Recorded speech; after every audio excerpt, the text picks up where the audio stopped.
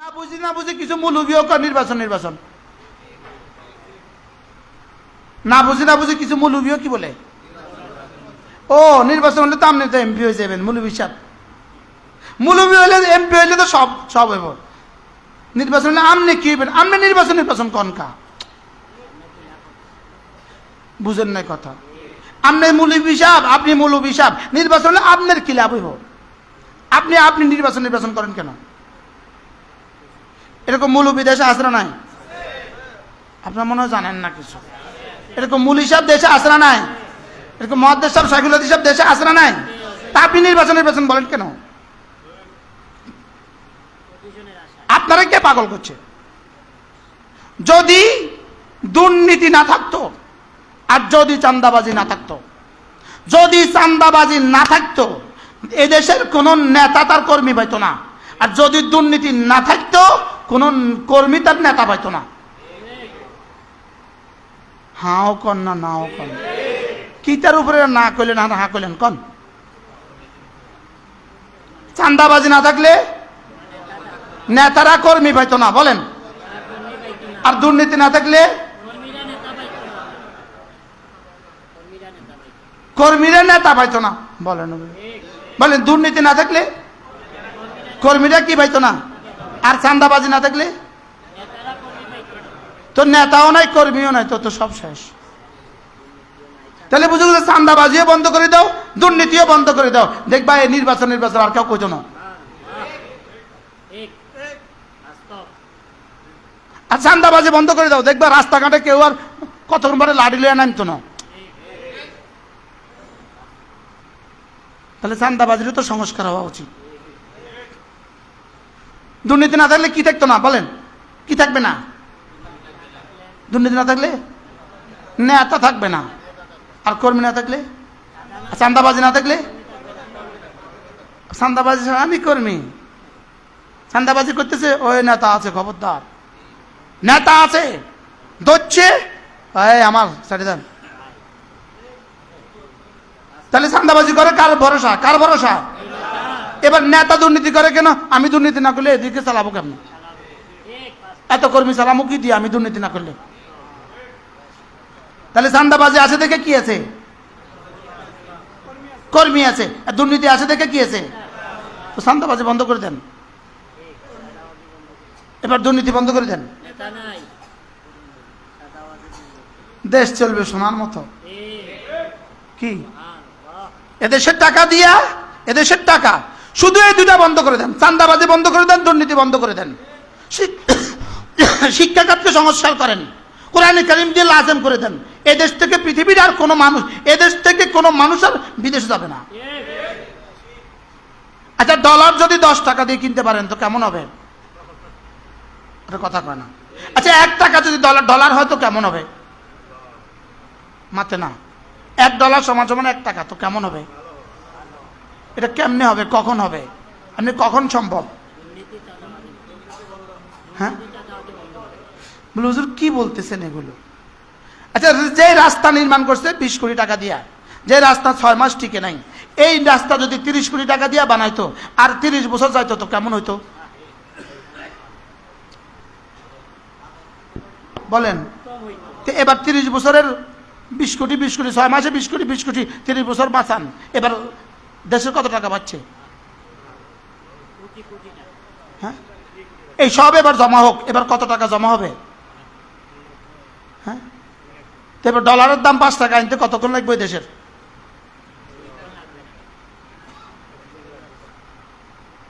কি এদেশে 18 কোটি মানুষ, 18 কোটি মানুষ, 36 কোটি হাত, সব বেকার। চার দোকানে বসে থাকবে কেন?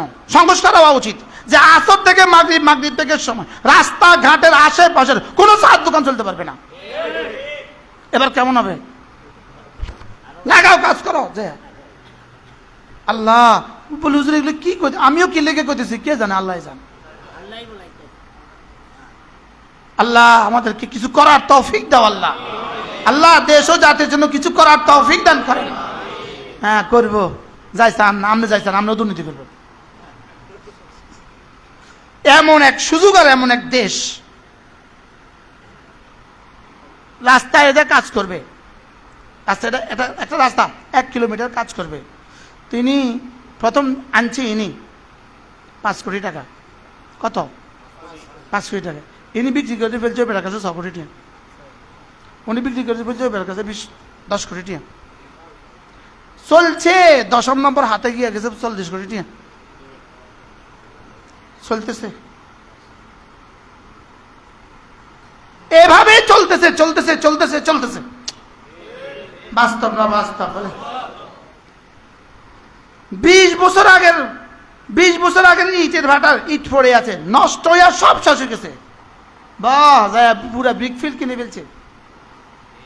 1 লাখ টাকা দিই 2 কোটি টাকা বিল করে ফেলছে। 1 নম্বর ইট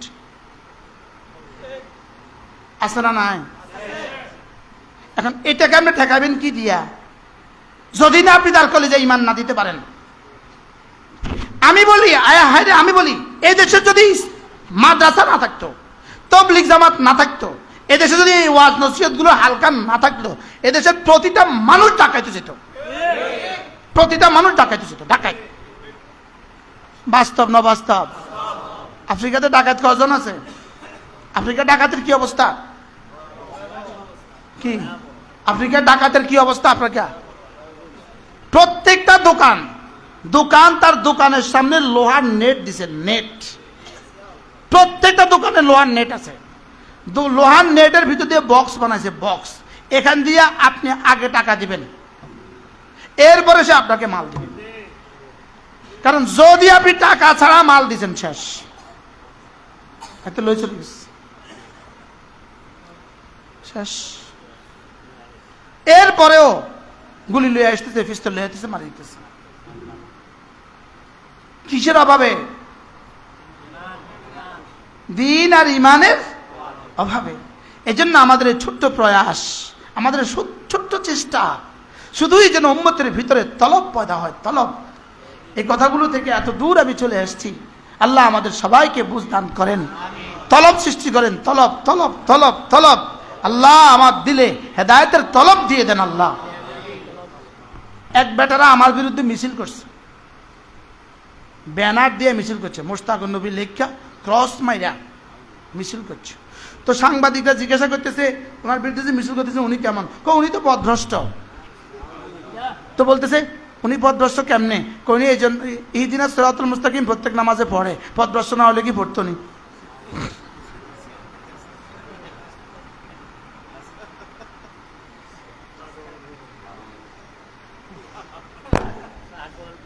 হ্যাঁ, আচ্ছা, ছাগল কারে কয়?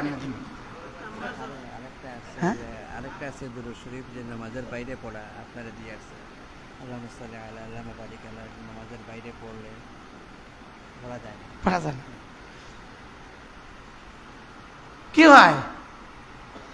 আপনি বলেন এরাও আবার এই দেশের নাগরিক, এরাই দেশে আছে, এদেশে বাস করে। ইহদিনাস সিরাতুল মুস্তাকিম পড়ে। তো ইহদিনাস সিরাতুল মুস্তাকিম কে কে পড়ে না এই পর্যন্ত? হ্যাঁ, সিদ্দিক আকবর, ফারুক আজম, হযরত ওসমান, হযরত আলী, কে কে পড়ে নাই? বড় পীর আব্দুল কাদের জিলানী, খাজা মঈনুদ্দিন চিশতি। হ্যাঁ, শুধু ওরা হেদায়েত পারে, যেহেতু ওরা নামাজ পড়ে না আর ইহদিনাস সিরাতুল মুস্তাকিম পড়তে হয় না। যদি ইহদিনাস সিরাতুল মুস্তাকিম ওরা পড়তে হয় না কেন? নামাজ পড়ে না, ওরা নামাজ পড়বে কেন? ওরা তো হেদায়েতের উপরে আছে। আরে কথা কয় না। আর আমরা নামাজ পড়ি কেন? হেদায়েতের উপরে নাই, এই জন্য ইহদিনাস সিরাতুল মুস্তাকিম পড়তে হয়। নাউজুবিল্লাহ বলেন না, নাউজুবিল্লাহ বলেন না। কি আমার নামে দেখছেন নি খাজা বাবা ভুয়া? দেখছেন নি মোবাইলে? দেখছেন নি? এমনি এমনি খাজা বাবা তো আসল। কেমন? সিলেটের খাজা বাবারা কিয়া, চিটাঙের খাজা বাবারা কিতা, খুলনার খাজা বাবারা কিতা। আচ্ছা, খাজা বাবার নামে যে ডেটটা, এটা কি? আসতে কইতেছেন বুয়া, ডরে। হ্যাঁ, আল্লাহ আমাদেরকে ইসলাম দিয়ে দেন, বলেন না আল্লাহ দিয়ে দেন, আল্লাহ আল্লাহ হেদায়েত দিয়ে দেন। ঠিক